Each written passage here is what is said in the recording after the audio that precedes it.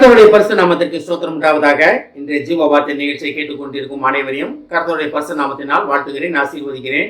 இன்றைய தின தியானத்திற்கு தேவன் கொடுத்த வேத பகுதி அது யோசுவா 21ஆம் அதிகாரம், அதில் 45ஆம் வசனம். யோசுவா 21:45.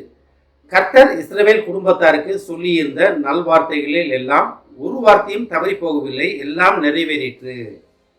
இன்றைய தினம் தேவன் உங்களை குறித்து சொன்ன நல்ல வார்த்தைகள் எல்லாம் நிறைவேறும் காலம் இது. நிறைவேறும் காலம் நெருங்கிவிட்டது, நிறைவேறி கொண்டு இருக்கிறது. அன்னையர் சாட்சியாக சொல்ல முடியும், தேவன் எனக்கு சொன்ன காரியங்கள் அனைத்தையும் நிறைவேற்றினார் அப்படின்னு. ஒருவேளை நீங்கள் நிறைவேறாத காலங்கள் இருக்கிறதா, காரியங்கள் இருக்கிறதா, உங்கள் வேண்டுதல்கள் இருக்கிறதா, எதுக்கும் கவலைப்படாதீங்க. கர்த்தர் உங்கள் வார்த்தைகளை, அவர் சொன்ன வார்த்தைகளை நிறைவேற்றும் காலத்தில் நீங்கள் வாழ்ந்து கொண்டு இருக்கிறீங்க. அந்த விசுவாசத்தோடு மட்டும் இருக்க வேண்டும். நம்ம வசனம் எப்படி ஆரம்பிக்குது பாருங்க. கர்த்தர் இஸ்ரவேல் குடும்பத்தாருக்கு. அப்போ நீங்களும் இஸ்ரவேல் குடும்பத்தார் தான். கர்த்தரை ஏற்றுக்கொண்ட அனைவருமே இஸ்ரவேல் குடும்பத்தார் தான். கர்த்தர் இஸ்ரவேல் குடும்பத்தாராகிய உங்களுக்கு சொன்ன நல்வார்த்தைகளில் எல்லாம் ஒரு வார்த்தையும் தவறி போகவில்லை. அப்போ அவர் சொன்ன வார்த்தைகள் எல்லாமே நல்ல வார்த்தைகள் தான். அவர் சொன்ன வார்த்தைகள் எதுவுமே தவறான வார்த்தைகள் கிடையாது.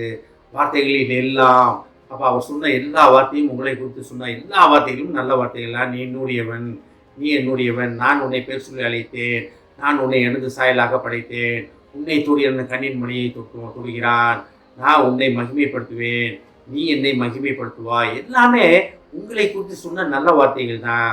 ஒருவேளை இந்த காரியங்கள் நம்ம உணர்ந்து கொள்ளாமல் போனனால்தான் இயேசு கிறிஸ்து மாம்சமாகி நமக்காக மனிதராக பிறந்து பூமியில் பாடுகள் அனுபவித்தார். நேற்றைய தினம் நம்ம பார்த்தோம், சிலுவையிலே தூங்கி மரித்த நாள். அதாவது நம்ம மீறுதலுக்காக, நம்ம அந்த உணராமல் போனதுனால தான் பிதாவனுடைய சொந்த குமாரனே பூமிக்கு அனுப்பினார். எதுக்காக? அந்த வார்த்தைகளை நிறைவேற்றுவதற்காக, தேவன் நம்ம மேலே கொண்ட அன்பை விளங்க செய்வதற்காக, நம்ம புரிந்து கொள்வதற்காக. இவ்வளோ காரியங்கள் நடந்திருக்கிறது. நம்ம போகிற போக்கில் அதெல்லாம் பார்த்துட்டு போகக்கூடாது. அதை உணர்வுள்ள ஆவி தேவன் தர வேண்டும் நமக்கு. நம்ம அதை தேவன்கிட்ட கேட்டு பெற்றுக்கொள்ள வேண்டும். தான் பாருங்கள், இஸ்ரவேல் குடும்பத்தாருக்கு சொல்லியிருந்த நல்வார்த்தைகள் எல்லாம் ஒரு வார்த்தையும் தவறி போகவில்லை. இது கேட்டுக்கொண்டிருக்கும் தேவஜனமே, கர்த்தர் உங்களை குறித்து சொன்ன நல்ல வார்த்தைகள் ஒன்றும் தவறி போவது கிடையாது. நீங்கள் எதுக்குமே கவலைப்பட வேண்டாம், எதுக்கும் நீங்கள் பயப்பட வேண்டாம்.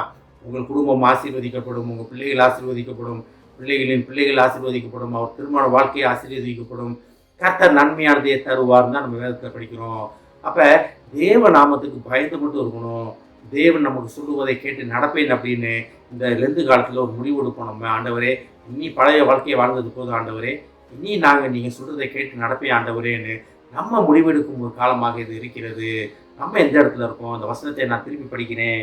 கர்த்தர் இஸ்ரவேல் குடும்பத்தாருக்கு சொல்லியிருந்த நல்வார்த்தைகளில் எல்லாம் ஒரு வார்த்தையும் தவறி போகவில்லை, எல்லாம் நிறைவேறிற்று, எல்லாம் நிறைவேறிற்று என்று நீங்கள் கர்த்தருக்கு சாட்சியாக, தேவனுக்கு சாட்சியாக நிற்கும் வருடம் இது, காலம் இது. ஆமென். ஜெபிப்போம். எங்களை அதிகமான அன்பின் பரலோக பிதாவே, கர்த்தாவே, இஸ்ரவேல் குடும்பத்தாராகி எங்களுக்கு, உண்மை விசுவாசிக்கிற பிள்ளைகளாகி எங்களுக்கு சொன்ன நல்வார்த்தைகள் எல்லாம் ஒரு வார்த்தையும் தவறி போகாது என்று நீர் எங்களுக்கு சொன்ன வாக்குக்காக நன்றி ஆண்டவரே. எல்லாம் நிறைவேற்றினதற்காக நன்றி ஆண்டவரே. இன்னும் நிறைவேற்றுவேன் என்று நீ சொல்லுவதற்காக நன்றி ஆண்டவரே. அந்த நிலையை நாங்கள் புரிந்து கொண்டு, உமது அழைப்பை புரிந்து கொண்டு அந்த நிலையிலே நிலைத்து நிற்க எங்களை பலப்படுத்துமாப்பா. இதை கேட்டுக்கொண்டு ஒவ்வொருவரையும் ஆசீர்வதிக்கணுமாப்பா. ஒவ்வொரு குடும்பத்தையும் ஆசீர்வதிக்கணும் ஆண்டவரே. குடும்பத்தில் உள்ள ஒவ்வொருவரும் தகப்பனே, அவர்களை குறித்து சொல்லப்பட்ட நல்ல வார்த்தைகள் எல்லாம் நிறைவேற்றி முடிந்தது என்று அவர்கள் சாட்சியாக சொல்லப்போவதற்காக நன்றி ஆண்டவர். ஆசீர்வதிக்கணுமாப்பா. இயேசுவின் மூலமாக கேட்கிறேன் நல்ல பிதாவே. ஆமென். கர்த்தர் உங்களை ஆசீர்வதிப்பாராக.